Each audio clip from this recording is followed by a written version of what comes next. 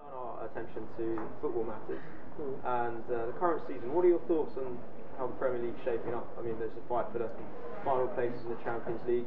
Out of Tottenham and Spurs, I'm sure a lot of fans out there would be keen to know who would you like to see get that final place out of those two clubs, or former clubs. First thing is, I congratulate Man United of winning the Premiership, but I'm also disappointed at the same time because how Manchester City did not keep on going to the end.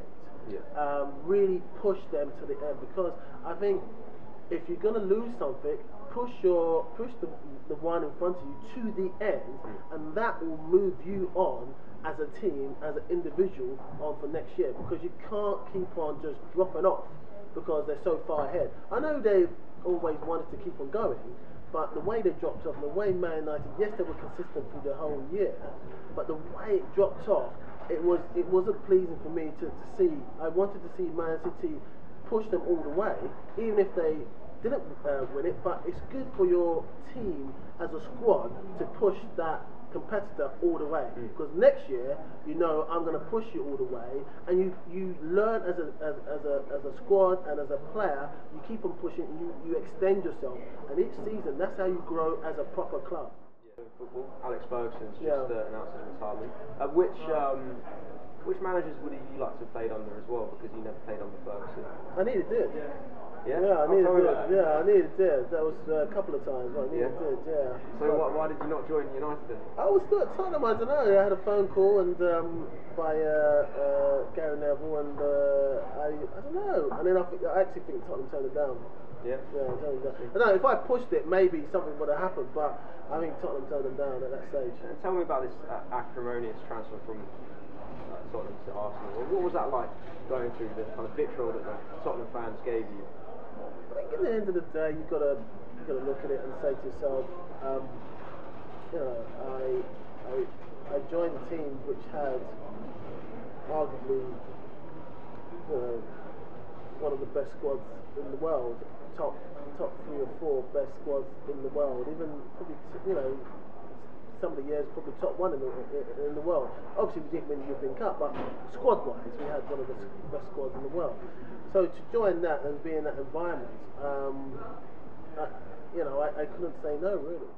And if you could pick a happiest moment during your England career, what would define it? I would say I won't say a particular moment. I would just say my whole England career, the ups and downs, because, you know, I was a great servant. I've played 6 competitions on the bounce. Any defining kind of moments that spring to mind in particular? I think I scored my first goal, proper goal against Sweden. Debut against Hungary was a very proud moment. And also, I've actually played from all the ranks. I played from 14, 15, 16s, under 18s. England B, I played for one of the games, and 21s. So I've kind of gone through the ranks through Liddershall. For me, starting from Liddershall from 14 with the FA to go all the way through to the first team was a very proud moment, because I've actually gone through the whole system, so I know how the whole system works, and that was really nice to be able to have that on the CV, that I've gone through the whole system of the FA. And the most painful moment for you on the pitch? I think Argentina. 98. Yeah. Going from saying we're through to actually turning back and seeing them kicking off, and Darren Anderton just about get his toe away into the squad. It's all over for us. Yeah. You know, that was pretty tough. Yeah, I remember as a kid watching that. I was on the tears a little bit. Still, sorry, if you know you haven't got a good squad and you know you're not going to get any further, I think you let it go. But if you know you can, I think that's when it hurts even more. Yeah, you said pressures, and that's an interesting word. I mean, previously you said people like to be put in little boxes, and if you don't fit, you're odd. That's one of your quotes. But you said you really don't know people don't really know anything about me, talking about yourself, and you were known as a bit of an enigma. Yeah.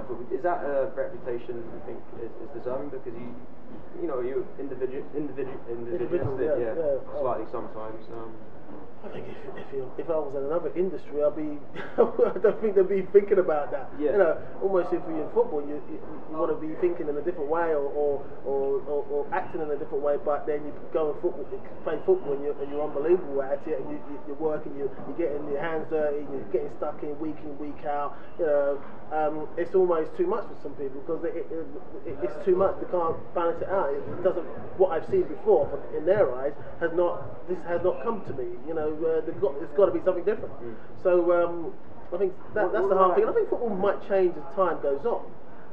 The more players who come into the game and have different parts of their lives, not just play football, get home, and they've got more kind of things to them. I think hopefully writers, the sport writers, and the public might start to change. Because if you was an actor or someone in totally different job, this would not be a problem. Yeah. The last kind of taboo in football was maybe homophobia. Yeah. Now I understand your brother was in prison for assaulting a guy that made a suggestion that you were gay. Yeah. I mean, what are your thoughts on this? And you know it's the recent anniversary of Justin Fashion's death as well. I mean, what are your thoughts on this subject? I think it's, you know, life has. I think with the whole society, it's you know, it's a taboo, but I think it comes down to the education of the people who are writing about football. I think if you go into other sports, it's not accepted, but it's almost kind of there's an understanding that you know, really you're in for your sporting prowess, and that's it. Football is more tribal, it's more manly, and I totally understand. Sometimes it can be too much. I had the situation. You know, for years, you know, a lot of people, you know, because once I moved, it was like everyone jumped on the bandwagon, lying and things like that about who I am and who they thought I was, and it was tough because I'm a proud man, and you know, when people lie about you, it's a problem. You know, maybe people have seen what happened to me over a period from, you know, Tottenham fans, you know, shouting whatever they wanted about me, and knowing that I wasn't that way inclined, probably stopped other players coming at players who maybe. Yeah, I do don't know. you think hypothetically, would you be comfortable coming out? Would you think other players should be comfortable coming out in the game? I think it's tough for them. I think is it a necessity? Should people just respect people's private lives and not ask questions about it? Or I think it should be just about football. Yeah. I think it should be about football, and that's it.